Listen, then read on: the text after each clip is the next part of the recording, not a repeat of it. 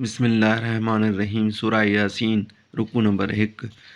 ए पैगंबर हिन हिकमत वारे क़ुरआन जो कसम आहे त बेशक तूं पैगंबरनि मां आहीं।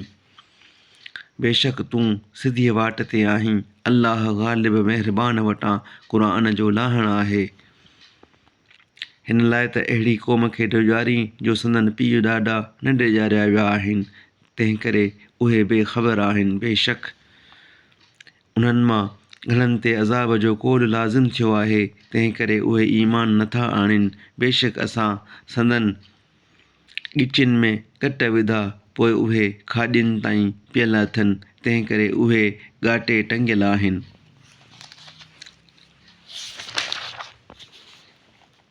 ऐं संदनि अॻियां ओट ऐं संदनि पोइतां बि ओट कईसूं, पोइ खेनि ढकियोसूं, तंहिं करे उहे कुझु न ॾिसंदा आहिनि। ऐं खेनि तूं ॾिॼारीं या न ॾिॼारीं, संदनि लाइ हिकु आहे, हिकु जहिड़ो आहे, तंहिं करे उहे ईमान न आणींदा आहिनि। तूं रुॻो उन खे ॾिॼारींदे जेको नसीहत ते हले ऐं ॿाझारे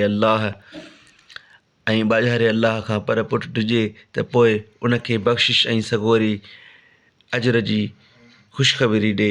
बेशक असीं मूंअनि खे जीआरींदा आहियूं ऐं जेके मदा तोड़े चङा कम करे अॻे मोकिलियाई से ऐं संदनि पेरनि जा निशान लिखूं था ऐं हर शइ खे पधिरे किताब लोहे महफ़ूज़ में कणियो अथऊं।